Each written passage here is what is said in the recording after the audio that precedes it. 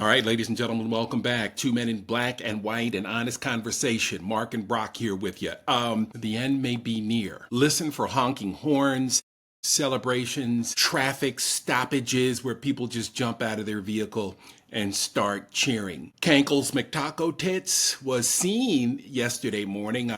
Midas Touch had a shot of him. He looked like hell warmed over. I think we're counting the days. Brock Ganeles joins us now live from the beautiful confines of the Hudson River Valley. And Brock, this is a big deal. You know why? Because, and I keep saying this to you, and there's a recurring theme here, but there's no one else. You know, for QAnon and the Epstein files, there's nothing else. Think about how long we've been chasing Pizzagate and, you know, the pedophilia, you know, that all the liberal elites have engaged in. There's nothing else, bro. We've been chasing that story since what, 2014? When that guy gets shot at the pizza place? 2014, 2015? It's been a long time. Okay? And now they're obsessed with their dear leader's health because it ain't good. It ain't good. I didn't think he was going to make it through COVID. But again, he's got access to the best medical personnel in the world. So, you know, if anybody can save him, those guys can. My question is, why would they? So I didn't recognize that this story was brewing so much in the right-wing circles, that Trump being out of sight for a couple days had them just in something of a frenzy over there. Hell. Gets us to the next topic of, like, the frenzy that they love Trump so much? Is the frenzy just that they're so worried that if Trump dies, that Vance is so weak? They know Vance is weak. MAGA doesn't even like Vance, right? He just kind of got pulled in. Like, he's not even a popular guy. I think they just all know. They can just sense that he's weak. It's a Peter Thiel high. So I just feel like I guess it kind of hit me late that they're so concerned. Like, Trump is the glue that's holding them together. He's the glue guy. And that without Trump striking fear and intimidating rank and file across the board, that politically they'll be a peel away from a whole bunch of, you know, votes. And like Project 2025 will lose some of its teeth because it's working so well because Congress has basically abdicated all its power. Right. Because they're afraid of what Trump will do to them and what the people who follow this Looney Tune will do. There is no one else that can circle the wagons of these nut jobs. Who else could have pulled off January 6th and convinced those morons to sack the Capitol? Right? There's no one with the kind of cachet, the kind of even I mean, we could call it charisma, but the kind of background, you know, that, you know, leads us to believe there's some sort of, you know, successful leader that's just been hidden away. The skill of being able to tap into people's worst impulses. That's the skill. Trump is able to unlock the worst of people, right? And they just don't think, and then lie about it so unabashedly that he's almost Teflon after the fact because he's just living in a different reality and that no one else can really even come close to pulling that off. Right. And that's the you know, the secret sauce. And they know. They know that. They're smart enough to know. Who's going to do it? J.D. Vance, Sloppy Steve. I mean, think about the... You know, Rubio doesn't have the chops, right? Rubio probably took the job of Secretary of State because he wants to be in the discussion as a future president, right? So, but he's, as a Latino man, he's weak. Like, he also exudes weakness. And the problem with all of them, they've been kowtowing to Trump for all this time, is they've all looked like such chumps that it's hard to come out of that shadow with any kind of, like, bravado or, you know, machismo, because you've just been so subservient for so long. For so long. And, you know, and the thing about it, too, Brock, is that, you know, all of them... There is no upper echelon of MAGA leadership. There's one dude. Yeah. Right? Big drop. That's it. Yeah. And it's a big drop after that. You know, we're talking Bobo, we're talking Marjorie Taylor Greene, we're talking Loomer. I mean, we're talking nut jobs now. We're talking Joe Rogan. I mean, Joe Rogan, might be the next best thing they got. I bet you Don Jr. think he's the next best thing. I bet you he would step into the breach and try to play like his father and then try to pretend like he's that guy and that like he's like the heir to this, fucking flaming throne of like idiocy. Right. But the here and now is definitely the fear. And the fear in MAGA that Trump is like you've said, disintegrating in front of our eyes, and just like he's kind of his body is just failing him. But so it'll be curious because this week is not a week that he can necessarily take it easy, because there is this press conference of all the Epstein victims in D.C. I think it's on the 3rd. It's just gonna be like almost maybe the first time ever that they're going to get a big audience and the megaphone, Wednesday, right? The microphone and the megaphone. Yeah, it's Wednesday. Because a bunch of them are meeting with James Comer, I guess individually behind the scenes, not in front of cameras, but then they're holding a press conference. And now, this is big. This is big. Is Comer just flying in the face of Trump saying, hey, we're trying to get to the bottom of this thing. We need to know who these pedophiles are. Or, hey, man, I'm just going through the motions. I don't think he's smart enough. I don't know. He's smart enough to go through the motions. I can't wait to see. I don't know if he's like running interference or if he's like genuinely trying to solve the crime that somehow everyone else knows who committed it. But he's going to solve it here this week. But I'm just happy for now. I'm just happy he's doing it. Because I think it's going to wear, I want Trump worn down, and Trump will hate the fact that the press covers this. And he'll have to come out swinging and lying and truth socialing, and he'll be up all night ranting and raving, not getting good sleep, right? So he'll be declining health-wise more and more, which is the punching bag theory, which we have to hit him all day, every day on every topic to just keep wearing him down, make him chase every fight, because he will. Yeah. He'll fight every fight. Yeah. And, the good thing about Trump is I can't see him listening to doctor's orders. His diet is for shit. So he's going to eat, the same crap he's been eating. His cankles are going to continue to grow unless they, cut him and let him bleed out.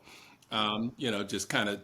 it's like a bunch of pus, has just kind of coalesced around his cankles. And, it is what it is. He's got these bruises. He's decomposing in front of our very eyes. His mental acuity is awful. But yeah, it is what it is, bro.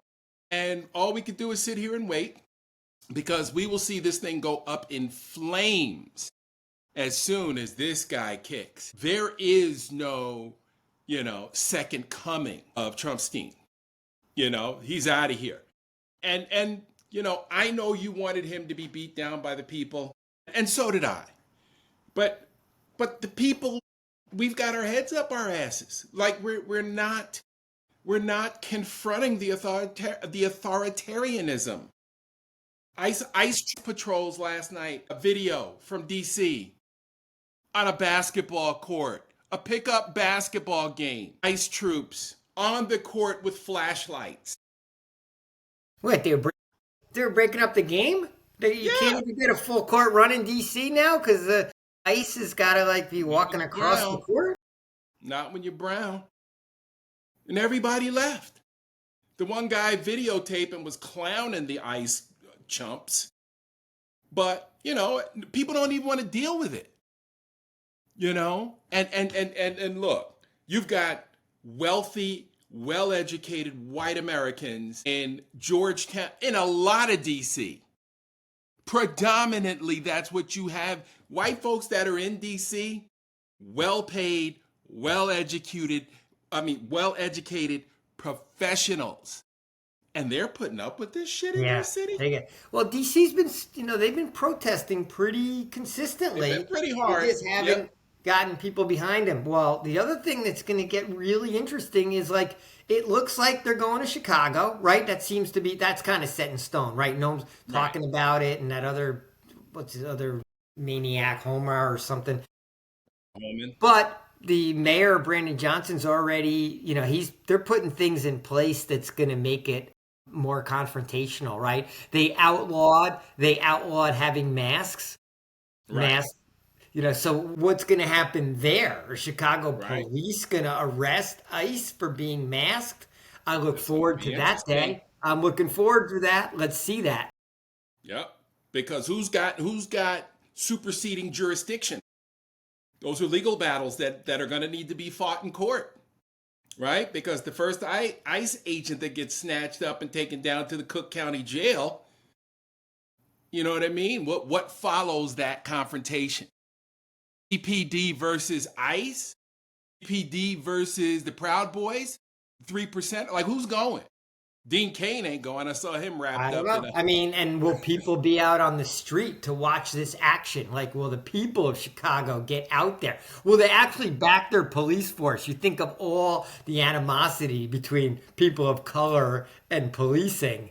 And wouldn't that be an unholy alliance? But hey, strange bedfellows, these are crazy times. Would the people of Chicago, would the black people of Chicago be out there backing the blue Right, against ICE? right. Probably. Probably. ICE is a worse enemy. ICE is a worse enemy. Absolutely. I don't know what Chicago looks like in terms of its immigrant community, but just about every major city has a visible and prevalent immigrant community. I mean, it has to And be. when you think about R. Kelly, when you think about Laquan McDonald, when you think about the high profile arrests and incidents and trials that they've had in Chicago, this could get ugly quickly. It could get late real early in Chicago. Well, and they're itching for the fight. Pritzker wants it. Yep. The And mayor wants is it. it Brandon Johnson? Is that his name? Johnson? I I think think it's Mayor so. Johnson. Yep. He's I mean, he's talking the talk, right? And he's pushed through some legislation and or just done like quote mayor executive orders or whatever he's done, but he's put some things in place to make it harder for DHS and ICE. Right. So And Christy Nome has requested logistical support from folks at the Naval Great Lakes Station. Now that's where new recruits go to get inducted into the naval service. My son went there and did his boot camp there. And beautiful facility up there on the Great Lakes, huge. Now they want military assistance, right? From the closest arm of the military. Now, I don't know for a fact that the Navy guys carry weaponry. I know they got trucks and things like that. They are available to help out with whatever kind of ground assistance, they might want, I guess. They're just saying it sounds like, they want to be able to block off streets and stuff like that. Logistical support, I mean, and the Great Lakes Naval Station is what, 30, 35, 40 miles north of the city. So it'll take them a while to as I get said, there. that But sounds pretty far. Yeah, that yeah, doesn't sound like you're like, hey, that's another. I mean, I don't know what day they're planning this. Maybe they're not announcing it; they're just going to show up. But it's right, been telegraphed, right? So everyone knows it's right. coming, right? The Well, battle they're lines picking have a been fight. drawn, right? Yeah, they're picking a fight with Yeah. Pritzker. Trump has the nerve to say Pritzker doesn't know what he's talking about. I mean, it's a joke. It really is a joke. And again, another black city, another African American in power. We're ignoring, the places in Louisiana and the red states with real crime issues, right? Why don't you want to help them? Right? Why don't you want to help those areas where Come there's on. really some crime going on? It's not a job for federal forces, certainly not for national guardsmen. Come on, Exactly, bro. stop. We don't need like special forces going in on crime. Crime's first of all in decline across the Yep. country. So the only Across the thing country. going up about crime is how many headlines there are about it, how much media attention it gets. So we're never going to think crime has been decreased because the media won't let us think that. It sells too Right. well. Right. Right. And, you know, again, you always need the foil, right? You need the enemy, right? And it's the black and brown people. Again, it's what you talked about a few minutes ago with Trump's unabashed lying, right? And he lies, you know, so easily. And I mean, he's not convincing because he never can give you a fact, No, right? but he's pathological. Yeah, He just convinces himself, and then he thinks he right, can convince anyone else. right. He's a great And you liar. know, He's a great liar. That's one of his yes, skills. I mean, yes, he's so consistent and so, frequent. It's embedded in him. He's just right, horrendous at the truth, but he's right, great at lying. right. Which is sad for the leader of the free world, the alleged leader of the free world, because he's not It's it. He's sad not that it. 340 million Americans selected this person to Right, be the leader. Like, right, fucking amazing. right. I still don't believe he won fair and square. I mean, I would like to put Yeah, a that disclaimer asterisk. Okay. on this, yeah, on this podcast. There's no way that fucker won all 7 swing states with no ground game, especially Pennsylvania, where Kamala Harris' campaign knocked on 800,000 doors in the days leading up to the freaking election. Kamala herself, some of those Pennsylvania residents saw Kamala Harris at their doorstep. It's sad. It's sad. We have crossed into authoritarian regime. You know, how do we fix this? First of all, we got to get the king out of here. The Mad King's got to go. If Cankle McTaco Tits dies, JD Vance comes into play. Who I wonder what he would do? Would he stand on his own convictions and go back to the JD Vance that hated Trump, or would he continue to try to carry out Trump's plan? Is it because do He we has know if to. JD Vance is compromised He by has by to. He Putin? has to try to carry it out. Like the wheels are spinning. He can't stop it. Like that's the Right, base. That's the right, base. That's where it's at. right, Would he try to expand the base in a different way? I mean, I just think it's too late for him. He got on the Trump train. There's no getting off it. Even if right, Trump dies, that's who he decided to be. right. So I think And he's no match for Gavin Newsom. I'm going to tell you what, Brock, with the momentum that Gavin Newsom has created the last 4 weeks with his amazing Latino social media team and lead. Hats off to her. And I can't remember her name. I saw a picture of a beautiful Oh, woman. I didn't even know. I didn't know who was leading the team. This is the first I heard of it. She's a Latino woman.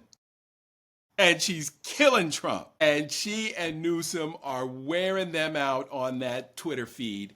And it is just a work of art. But we're also seeing how ineffective Trump becomes when you point out the idiocy. Is idiocracy a word? When you point it out, you know, it just looks so ridiculous. And then when you start talking about the facts are all on Gavin Newsom's side.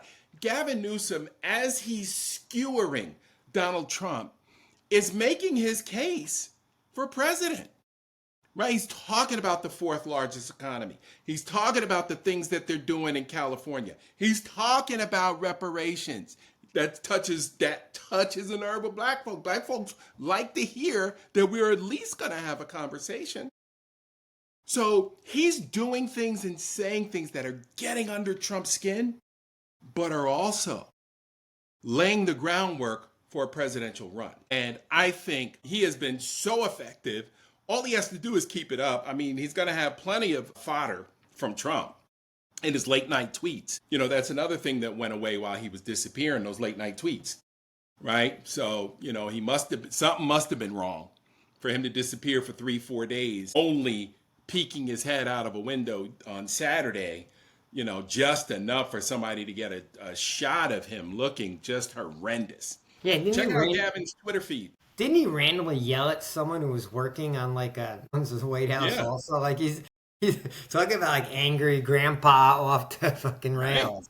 He's up on the Yeah, roof. and He's looks screaming at people. and more like long-term politicians are peeling away. Jody Ernst, she of the we're all going to die anyway, Anyway, right. decided to back out. I guess the day after that Iowa State Senate seat flipped over 10 points to the Democratic side.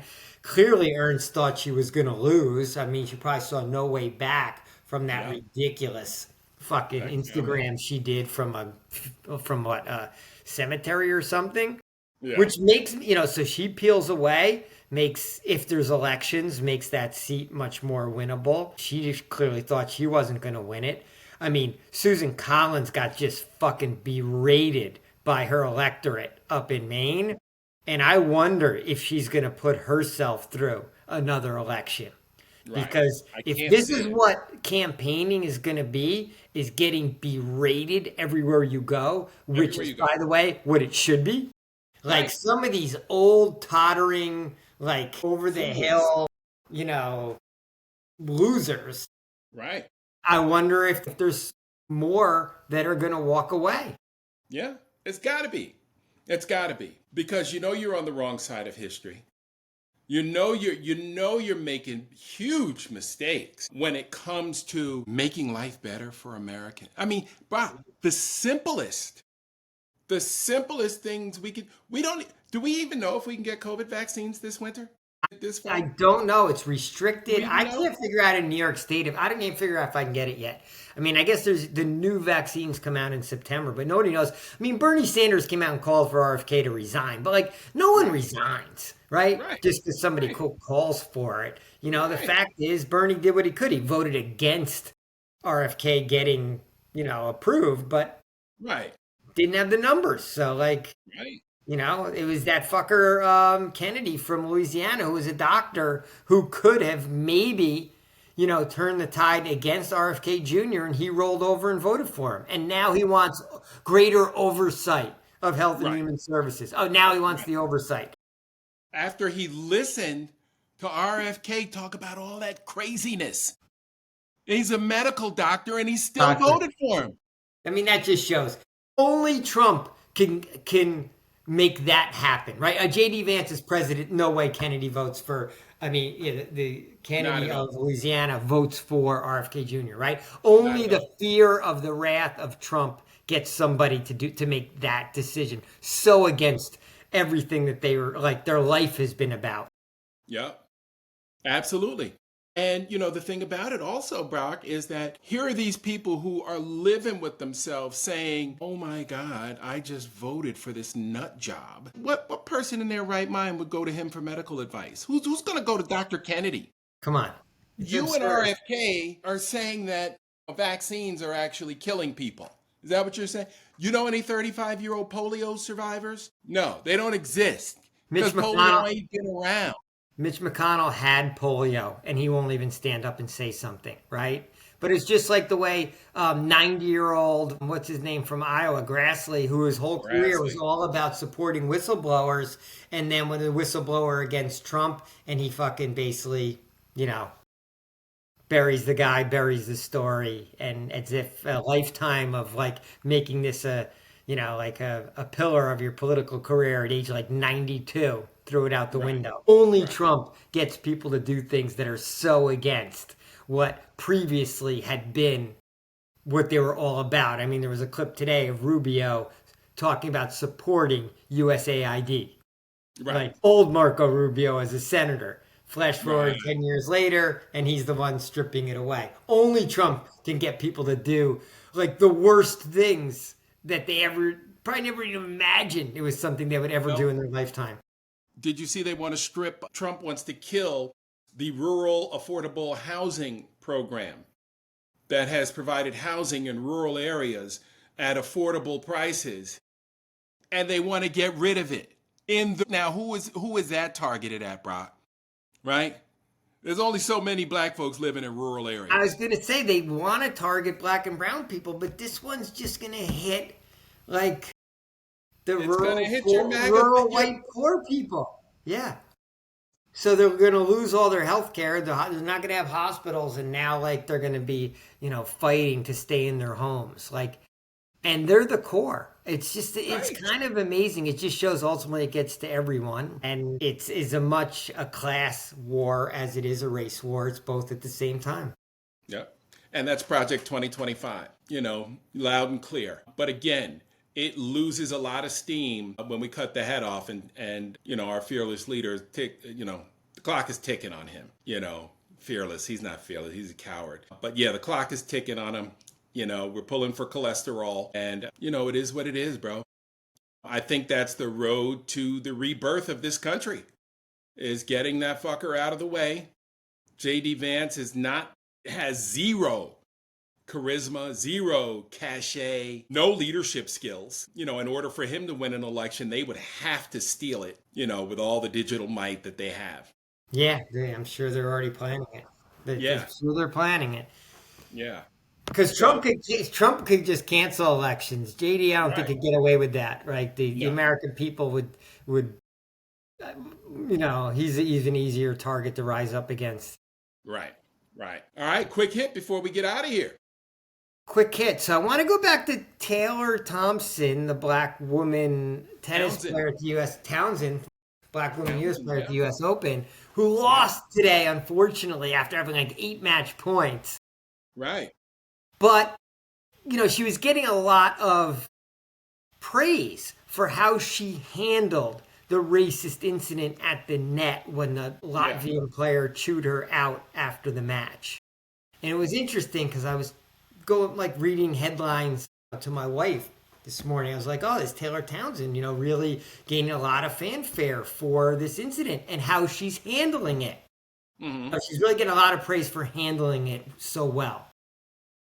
And my wife was like, and I was like, so this is me in classic white guy mode, right?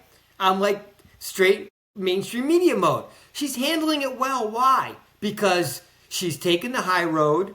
She's saying, oh, it's all about my tennis. She's not piling on the white woman and flat out calling her a racist. She's not making it a bigger story or even a story. She's allowing it to happen and to sidestep and go away quietly. So we're all praising her, including me, right, this morning. And my wife was kind of like, oh, why? Why is she being praised? Oh, because she's not saying anything? Oh, because she's not making a fuss? She's not showing any anger about it? So she's doing just what everyone else wants her to do to get them, to make things comfortable for everybody else. And I was like, oh, shit. You know what? That's how I was looking at the situation. That she wasn't allowed to get mad and get pissed and be like, that was bullshit. And go F that other woman, right? Like I beat her ass and she's calling me shit after the match. Hey, but handling it properly, right? Yeah. But that is such a white guy's framing of the situation. I want her to handle it properly. Don't disrupt the U.S. Open for me because I just want to see some good tennis matches, right? And I got caught in it, right? I just got called out on it in my own house and was like, oh shit. So easy for me who comes on every day pontificating how progressive I am and all this shit in my head and how easy I could just slip into that same mainstream thing where it was Taylor Townsend's job to make the U.S. Open more comfortable for me. Yeah.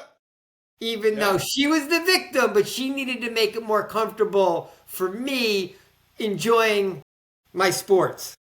Yes. Don't bring race into my sports. I just want my tennis. Brock, I can't tell you how many times I've been in school meetings with my kids and, they just want you to take it easy. Just kind of go along. We're going to handle it. We'll let it simmer. Let's just talk through this. And as the process plays out, we'll get more. Just don't make a big deal. Yeah, we don't. And in this situation, it was a combination of race and gender, right? Because even if it had been a white woman, like the women, like my wife was seeing it from both those angles, like where the women also were told not to make a fuss, then you're a bitch, right? Right. So like the woman has to just let it roll off and play along and don't upset all the men around her and ruin their good time. So it was like the double whammy of the situation. So I'm really happy with what Naomi Osaka did because she came out and she just said shit. Yeah, she stepped up and she called it what what it What was it and is. kind of Yeah, because stepped she's in. been through it. Yeah, and but which surprised me because she has like a personality that seems really like downplay type Yeah, personality. yeah, kind She's of meek. shy. She's very shy, actually. Right. Yeah, it comes across kind of meek, but Yeah, but remember, she's a competitor, yeah, and right? she stepped And deep up. down, So she's got that fire. I just, to me, it was just an interesting moment to where, it was just like, fuck, man, it's so ingrained in us. Like it's so easy to slip into that expectation of others, an Right. expectation you would never have for yourself. I wouldn't have taken the fucking high road. That wouldn't have been my thinking. I would have talked some shit, right? Yo, whew, you know it. You know it. Absolutely. I I would. would have followed Shit. her into the Like, locker all room, right, talking shit. ripped her in the press conference, and I would have like danced on her grave that I just kicked her ass and said good riddance and like on to the next, here's your plane I'd ticket, still get be on talking. home, thanks for visiting. Yeah. So since anyway, that was like my quick hit. That was my Okay. that was my learning moment of the day. But see, but let me tell you why that matters, Brock. It's because so many folks are missing that point, right? Because they're not willing to look past, right, the confrontation itself, right? They're not willing to say, "Oh, man, I kind of got caught up with her just taking the high road." And imagine how frustrating it is to live to be 60 years old and always have to take the high road. And then that's why we hate when people pigeonhole us as the angry black man or the angry black woman. What did James Baldwin say? To be alive and conscious and have some state of awareness in America is to walk around on fire, right? I mean, gosh almighty. I remember I'm eighth grade spelling bee. One of my favorite teachers at Lakeland Middle School said to me after I won, "Wow, you're not just a class clown, huh? There's a brain in there." And Brock, here we are 55 years later. Whatever, 50 years later, and I'm still quoting that, right? I met a guy a few years ago out doing some business, just knocking on doors, talking to folks. I had a mutual friend who was introducing us. He says, "Hey, you recognize this guy?" Because I was on TV for 10 years in Atlanta. He says, "Hey, you recognize this guy?" You know, Harmless, you know, 40, early 40 something white guy says, "Hey, no, I don't. But if it's from sports, it's because I don't watch." So because I'm 6'3" and rather large, I must have been some sort of athlete. Why couldn't I have been, a brain surgeon over at Emory, or, a trauma doctor down at Grady, or a high level exec at Coke? Right? Like, immediately it went to sports. And this gentleman probably doesn't even understand how insulting that was, right? And I'm just here, trying to make a business contact, trying to work my biz like you are. And immediately, because you looked at my size and appearance, now had he met me in the parking lot later that evening at 8:30, who knows? He might have clutched his briefcase or turned around and gone back in the building, Yep. even though I'm wearing a $600 suit. I mean, you know, that's why that's important, because people have to understand, at some point, it's combustible. The George Floyd video was that, combustion for black folks. So that's why that point that you recognize that, and you and your wife had that conversation, on both fronts, I both didn't gender and recognize it. Yeah, I yeah, didn't recognize yeah. it. So But it's she pointed pointed out. it out to you. Yeah. So she pointed it out to you. You had the conversation. You said, "Holy shit, I did fall into that rut." But that's what the media has been doing to us, Brock, since the beginning. Since Birth of a Nation and D.W. Griffith. Since they played Birth of a Nation at the White House. The turn of the century. That's what they've been doing. is painting false impressions of African American men, brown men, Native men, Latino men, and women. And the crack epidemic, wow, what that did to black women in their image. Check out the documentary on Netflix called Crack, and you can see just the negative stereotypes and connotations and perceptions that were drilled in American homes for years because of the crack epidemic, which was led by the CIA and the Contras. Now, that's my next documentary. I'm 3 episodes deep into the Katrina. I think there's 4 episodes. I think there's only 4 episodes. I've watched the first 3. Yeah. I'm going to watch and then we'll have that discussion this week, bro. Yeah. But we're out of time. We All got to right. get out of here. Always a pleasure, Mark. I'll talk to you tomorrow. Same here, my friend. Peace.